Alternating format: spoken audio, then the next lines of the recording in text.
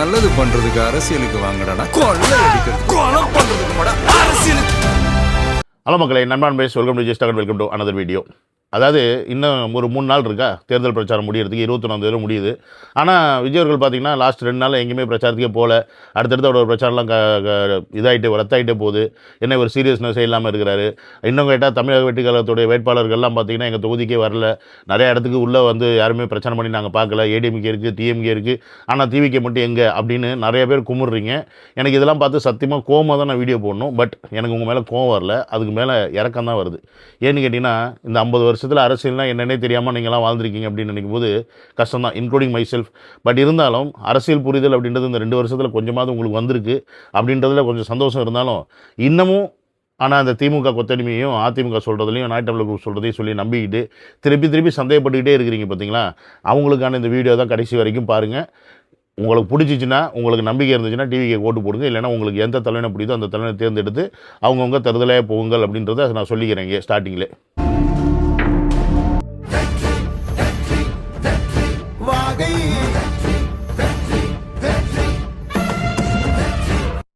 அரபு நாட்டில் இருந்தால் இந்த வீடியோஸ்லாம் போட்டுட்ருக்கீங்க. உங்களுக்கு இப்போ அரபு நாட்டோட சுச்சுவேஷன்ஸ் எல்லாமே தெரியும். ஏன்னா ஈரான் இஸ்ரேல் வார்னால பல பேர் இங்கே வந்து வேலை இழந்திருக்காங்க, வேலையை விட்டு ஊருக்கு போயிருக்காங்க. ஸோ வேலை இல்லாமல் இங்கேயே நிறைய பேர் இருக்கிறாங்க. ஸோ அப்படி ஒரு சூழலில் தான் நானும் இருக்கிறேன். ஸோ முடிஞ்சுன்னா உங்களால் இந்த QR கோட் யூஸ் பண்ணி உங்களால் முடிஞ்ச சப்போர்ட்டை நீங்கள் எனக்கு செய்யுங்க. ஃபஸ்ட்டு நீங்கள் ஒரு விஷயத்த புரிஞ்சுக்குங்க. எந்த ஒரு கட்சியாக இருந்தாலுமே அவங்களுடைய வாக்குறுதிகள் அப்படின்னு சொல்லிட்டு அந்த வாக்குறுதியை வந்து வெளியிட்டுறாங்க. வெளியிட்டதுக்கப்புறமா அவங்க எதுக்கு வீடு வீடாக ரோடாக போய் பிரச்சாரம் போகிறாங்க? அவங்க போய் அவங்களுடைய அந்த வாக்குறுதிகளை போய் அங்கே பேசிகிட்டு இருக்காங்கன்னு நீங்கள் நினைக்கிறீங்களா? அப்படி நீங்கள் நினச்சிங்கன்னா நீங்கள் முட்டாள். திமுகவும் அதிமுகவும் பிரச்சாரத்துக்கு போகிறதுக்கு முக்கியமான 2 ரீசன் தான். ஒன்று, அவங்கக்கிட்ட போயிட்டு நான் பார்த்தீங்களா அப்படின்ற மாதிரி பிச்சை எடுக்கிற மாதிரி உங்கள் ஓட்டை கொடுங்க அப்படின்னு பிச்சை தான் எடுக்கிறாங்க ஃபர்ஸ்ட் ஆஃப் ஆல். ஸோ அது ஒன்று. ஏன்னா அவங்களுக்கு தெரியும் இந்த மக்கள் ஓட்டு போட மாட்டாங்கன்னு. முக்கியமாக 2வது, காசு கொடுக்குறதுக்கு. ஸோ வீடு வீடாக போகும்போது காசு கொடுத்தாங்க. முன்னாடி வந்து பார்த்திங்கன்னா இந்த அளவுக்கு கேமரா ப்ரொசீடிங்ஸ்லாம் இல்லை, பசங்களாம் வந்து விழிப்புணர்வாக இல்லை. அவனால் ஈஸியாக என்ன தான் எலெக்ஷன் கமிஷன் எவ்வளோ கண்டிஷன் போட்டாலும் இவங்க அழகாக காசை கொடுத்துட்டு போயிட்டே இருப்பாங்க. அதனால வீடு வீடாக போய் பிரச்சாரம் பண்ணது திமுகவும் அதிமுகவும். இன்றைக்கும் அதே தான் அவங்க ஃபாலோ பண்ணுறாங்க. போய் பிரச்சாரம் பண்ணுறாங்க, வீடு வீடாக காசு கொடுக்க முயற்சி பண்ணுறாங்க. ஆனால் இன்றைக்கி தமிழக வெற்றி கழகத்தை சார்ந்த பிள்ளைகள் அங்கங்கே இருக்கிறனால அவங்க எல்லாத்தையும் ஃபோட்டோ ஷூட் எடுத்துடுறதுனால இவங்களால இதை செய்ய முடியல. எலெக்ஷன் கமிஷனும் வேறு வழி இல்லாமல் ஆக்ஷன் எடுக்கிற ஒரு நிலைமைக்கு தள்ளப்படுறாங்க. ஸோ இந்த இடத்துல பிரச்சாரம்ன்றது அவங்க போய் மக்கள் நலனுக்காக அங்கே போய் பேசுகிறது கிடையாது. மக்கள் குறைகளை கேட்டு அவங்க ஒன்றும் அந்த இடத்துல பிரச்சாரம் பண்ண போகிறது கிடையாது. அப்படியே அந்த இடத்துல மூஞ்சியை காமிச்சிட்டு நான் தான்ப்பா திமுககாரன், நான் தான்ப்பா அதிமுககாரன், மூஞ்சியை பார்த்துங்கப்பா, ஓட்டு போடுங்கப்பா அப்படின்னு சொல்லாமல் சொல்லிவிட்டு பின்னாடி வரவன் பா அங்கங்கே யார் யாருக்கு எவ்வளோ கொடுக்கணும் கொடுத்துட்டு வந்துடு. ஸோ காசு கொடுக்கறதுக்காக தான் இவங்க பிரச்சாரம் அப்படின்ற ஒரு யுத்தியவே முதல்ல எடுத்தாங்க. ஸோ அதை நீங்கள் முதல்ல புரிஞ்சுக்கணும். ஸோ 2வது, இங்கே தமிழக வெற்றி கழகம் எந்த ஒரு வீட்லேயும் போயிட்டு யாருக்கும் போய் காசு கொடுக்க போகிறது கிடையாது. அதே மாதிரி விஜயவர்கள் தான் இங்கே முகம், அதை நீங்கள் முதல்ல புரிஞ்சுக்கணும். விஜயவர்களுடைய அந்த ஒரு முகத்துக்காக தான் இன்றைக்கி ஒட்டுமொத்த மக்களும் வந்து தமிழக வெற்றி கழகத்தை ஆதரிக்கிறாங்க. ஸோ அங்கே இருக்கக்கூடிய வேட்பாளர்கள் அப்படின்றத நீங்கள் நினச்சிங்க அப்படின்னா அதில் வெறும் சொற்ப நபர்கள் தான் இருப்பாங்க. முக்கால்வாசி பேர் தமிழக வெற்றி கழகத்தில் இருக்கவங்க எல்லாமே புதிய நபர்கள். அப்படின்னும் போது அந்த புதிய நபர்கள் மேலே அவங்க வந்து நம்பிக்கை வைக்கிறதுன்றது 2வது விஷயம். ஆனால் மெயின் நம்பிக்கை யார்? விஜயவர்கள். அப்போ அங்கே என்ன போய் சேரணும்? சின்னம். அப்போ அதை எப்படிலாம் போய் சேர்க்க முடியுமோ, எந்த மாதிரிலாம் போய் சேர்க்க முடியுமோ அந்த மாதிரிலாம் தமிழக வெற்றிகளும் சேர்த்துட்டு தான் இருக்குது, விர்ச்சுவல் வாரியும் சேர்த்துட்டு தான் இருக்கிறாங்க. பட் உங்களுடைய கேள்வி என்னென்னா, ரொம்ப இந்த குக்கிராமமாக இருக்கிற இடங்கள் எல்லாம் வந்து திமுக அதிமுக பிரச்சாரத்துக்கு வர்றாங்க, மக்களை சந்திக்கிறாங்க, ஆனால் டிவிக்கே வரலையே. ஸோ இவங்க வந்தால் தானே அவங்க வந்து ஓட்டு போடுவாங்க. ஏன்னா அவங்களாம் வந்து காலங்காலமாக திமுகவுக்கும் அதிமுகவுக்கும் ஓட்டு போடுற ஒரு கூட்டம். அவங்கள எப்படி நம்ம கன்வின்ஸ் பண்ணுறது, அவங்கள்ட்ட எப்படி ஓட்டு வாங்குறது, அதுதானே உங்களோட பிரச்சனை.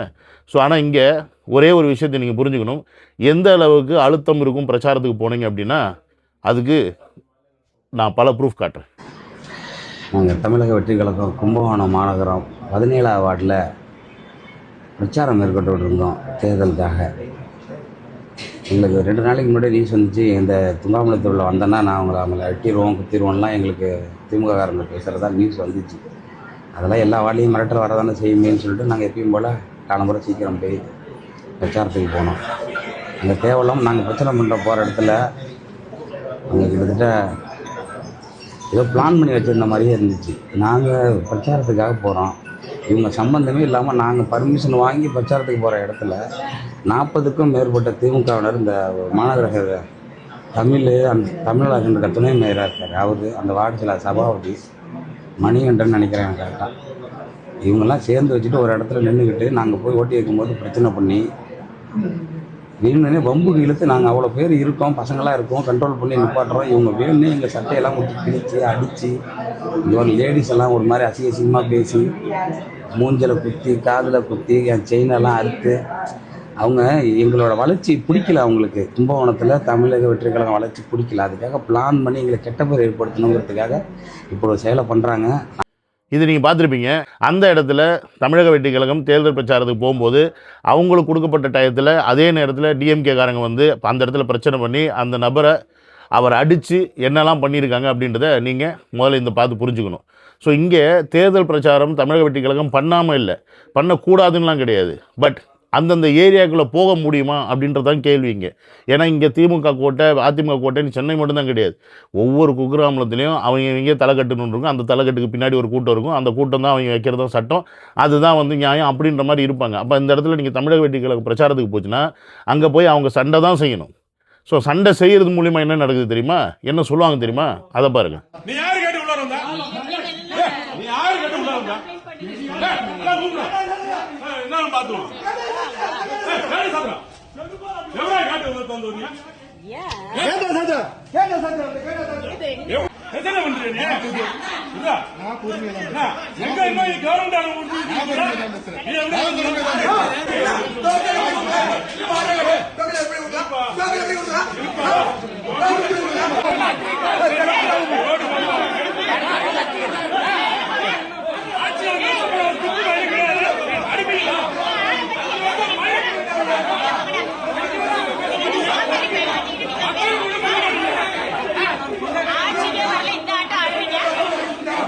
இங்கே ஆரம்பித்தது அந்த ஆள் ப்ளூ கலர் சட்டை போட்டிருக்கேன். ஆனால் அந்த லேடி என்ன சொன்னிச்சு பார்த்தீங்களா, அதிகாரம் வர்றதுக்கு முன்னாடியே நீங்கள் இவ்வளோ ஆட்டம் ஆடுறீங்களா, என்னது அதிகாரத்தில் வர்றதுக்கு முன்னாடி இவ்வளோ ஆட்டம் ஆடுறீங்களான்னு யாரை பார்த்து கேட்குது, தமிழக வெற்றி கழகம் தான் கேட்குது. ஏன்னா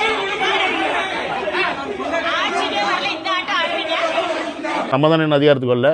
அப்போ இங்கே அதிகாரத்தில் வந்தால் நம்ம ஆட்டம் கட்டி ஆடலாம் அப்படின்ற ஒரு மனப்பான்மையில் தான் இத்தனை வருஷமாக திமுக அதிமுக இருக்குது. அதுதான் எல்லா இடத்துலையுமே நடந்துக்கிட்டு இருக்குது. அப்போ இங்கே ஒரு பிரபலமாக இருக்கக்கூடிய நபர்கள் மட்டும் பிரச்சாரத்துக்கு போகும்போது அங்கே பிரச்சனை கிடையாது. ஏன்னா அவங்களுக்கு ஆல்ரெடி அந்த திமுக அதிமுக ஆட்கள் யாருன்னு தெரியும், இவர் யாருன்னு தெரியும், இவரோட பவர் என்னென்னு அவங்களுக்கு தெரியும். வீணாக வம்பு சண்டைக்கு வர மாட்டாங்க. ஆனால் புது புது வேட்பாளர்கள் போகும்போது அந்த இடத்துல அவங்களோட பலத்தை காத்துறதுக்கும் இவங்க வேட்பாளரை வந்து பயமுறுத்துறதுக்கும் என்ன வேணால் செய்வாங்க திமுக அப்படின்றத முதல்ல நீங்கள் புரிஞ்சுக்கணும். இங்கே வேட்பாளர்கள் உங்கள்கிட்ட போய் அங்கே அடி வாங்கணுமா, அவங்கள்ட்ட போய் அங்கே குத்து வாங்கணுமா, இதுதான் அவங்க எண்ணமா. ஸோ இங்கே நம்ம செய்ய வேண்டியது என்னென்னா, வீட்டில் உட்காந்துக்கிட்டே இங்கே பிரச்சாரத்தை பார்த்துக்கிட்டு இருக்கீங்க. இன்றைக்கி தளபதி அவர்கள் இதெல்லாம் வந்து நோட்டிஃபை பண்ணிவிட்டு இன்றைக்கி அவர் ஒரு அறிக்கையை போடுறாரு.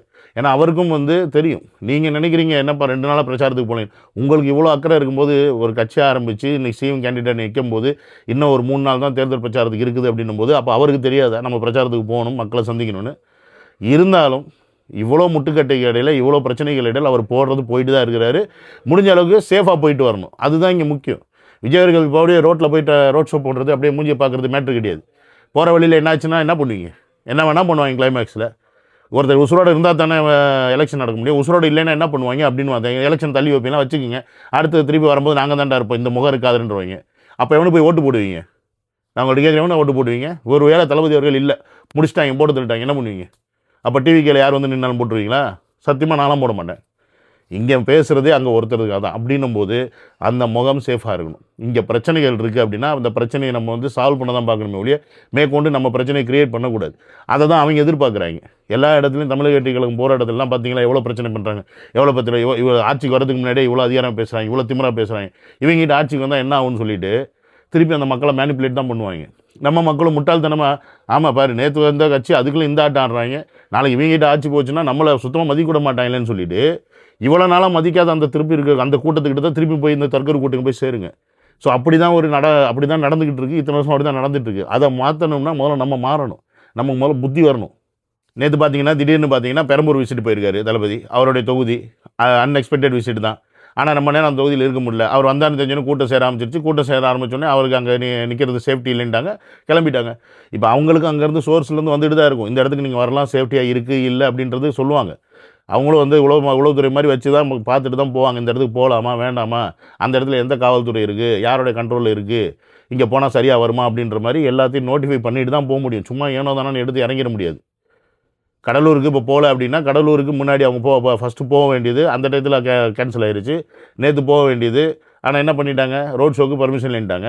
பட் நீங்கள் ஒரு இப்போ கிரவுண்டு கொடுத்து நீங்கள் அந்த இடத்துல வந்து நீங்கள் ஒரு ஷீல்டு போட்டு இப்போ பொதுக்கூட்டம் நடத்திங்க, ஏன்னா வெயில் அதிகமாக இருக்குன்னு.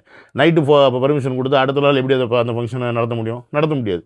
இன்றைக்கி ஒரு சேனலில் பார்த்தா ரத்துன்றாங்க, அதே 1 மணி நேரம் கழிச்சு இன்னொரு சேனலில் பார்த்தா நாளைக்கு கடலூர் போகிறாரு, ஹெலிகாப்டரில் போய் இறங்க போகிறாரு, அந்த இடத்துல நின்று மீட்டிங் பண்ண போகிறாருன்றாங்க. இதில் எது உண்மை எது போய் நமக்கு எப்படி தெரியும்?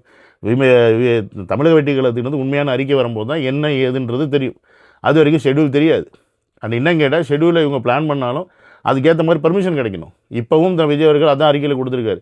எலெக்ஷன் கமிஷன் என்ன தான் இருந்தாலுமே அங்கங்கே இருக்க அதிகாரிகள் இன்னும் இவங்களுடைய பவரில் இருக்கவங்க, அந்த பவரில் இருந்தவங்களுடைய சொல் பேச்சை கேட்டுக்கிட்டு இவங்க ஆட்டம் கட்டி ஆடுறாங்க. நான் அதான் திருப்பி சொன்னேன், இங்கே பவரில் இருக்கிறவங்க மட்டுமே பிரச்சனை கிடையாது. பவர் கீழே பலனடைகிற பல அண்டு சேர்ந்தது வண்டு சிண்டு அப்படின்னு நிறையா கூட்டம்லாம் இருக்கும்ல, ஒன்றுத்துக்கும் கீழே கீழே கீழே கீழேன்னு, இது எல்லாமே எதிர்க்க தான் செய்யும். இது எல்லாமே டிவிக்கு வரக்கூடாதுன்னு தான் நினைக்கும். ஏன்னா அவங்களுடைய வாழ்வாதாரம் அதை நம்பி தான் இருக்குது. அந்த வாழ்வாதாரத்தை நம்ம வந்து எடுத்துக்கிறோம், நம்ம வந்து அரசியல் மாற்றத்தை கொண்டு வரோம் அப்படின்னா அவங்களுக்கு பதவி போச்சு, அவங்களுக்கு அதுலேருந்து வர வருமானம் போச்சு அப்படின்னா எதுக்கு தான் செய்வாங்க.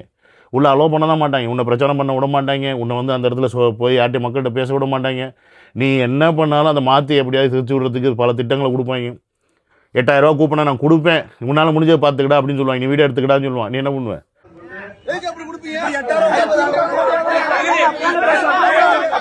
8000 ரூபா கூப்பனை கொடுக்கறதும் இல்லாம எவ்வளவு வெளிப்படையா நான் வந்து அப்படிதான் கூப்பன் 8000 ரூபா கொடுப்பேன் மக்களுக்கு, அப்படிதான் கொடுப்பேன் அப்படின்ட்டு வந்து எப்படி மிரட்டி சொல்றாங்க பாருங்க இந்த திமுக அரசு.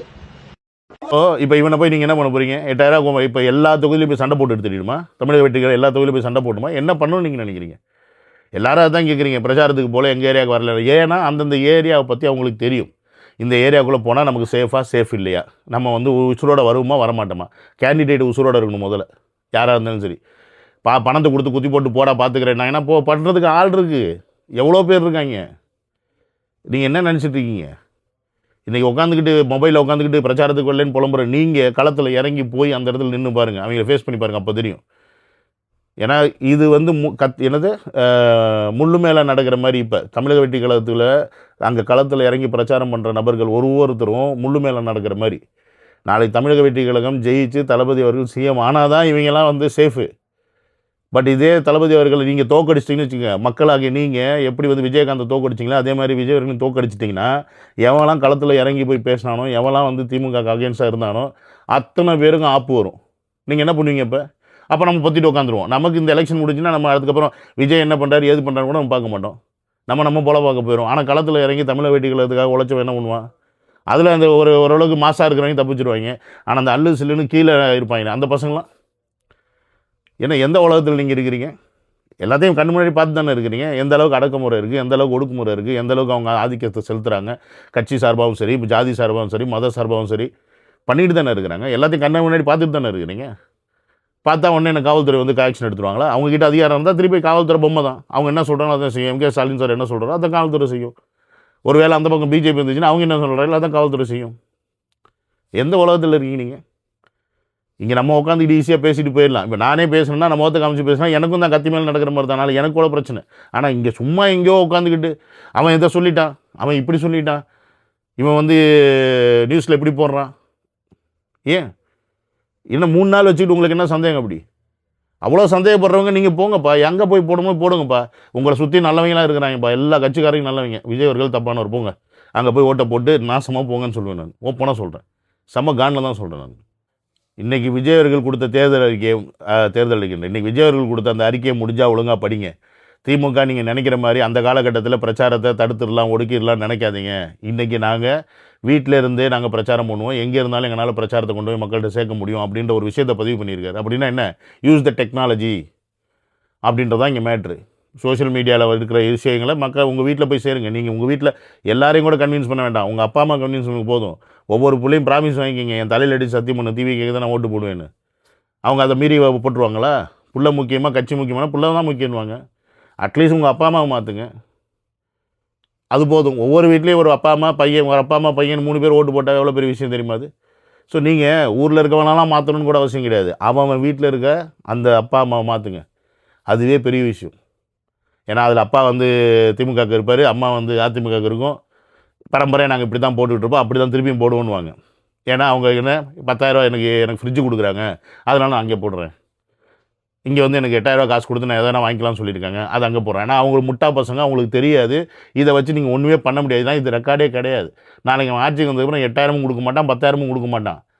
இந்த கூப்பனை வச்சுட்டு நீங்கள் எப்படி போய் நீங்கள் தான் எப்படி நீங்கள் வந்து ஓட்டு போட்டிங்கன்னு அவன் நம்புவான். அவன் என்ன சொல்கிறான், திமுககாரன் இந்த கூப்பனில் நீங்கள் வச்சுக்கிட்டு நீங்கள் திமுக ஓட்டு போட்டிங்கன்னா உங்களுக்கு கிடைக்குன்றான். அவன் திமுக தான் போட்டான்னு அவனுக்கு எப்படி தெரியும்? அப்போ இங்கேயே அவங்க வந்து உங்களை ஏமாத்துறாங்கன்னு தெரியல, பேசிக்காக புரிதல் இல்லை. இந்த 8,000 10,000 ஸ்கீமுன்றது கம்ப்ளீட் ஸ்கேம். அதில் ஒன்றுமே வரப்போகிறது கிடையாது. இவங்க சொன்ன இந்த பஸ்ஸு ஃப்ரீ 1000 ரூபா கொடுக்குறது, பிங்க் பஸ் விடுறது, அப்புறம் பெண்களுக்கு 1000 ரூபா கொடுக்குறது, இதெல்லாம் கூட ஸ்கீமாக பண்ணதே ஆகணும். ஏன்னா இது வந்து அறிக்கை. ஆனால் இந்த 8,000 10,000ன்றது அறிக்கையாக கொடுத்தா கூட இந்த கூப்பன் எத்தனை பேருக்கு போய் சேருன்றதே முதல்ல உங்களுக்கு தெரியாது.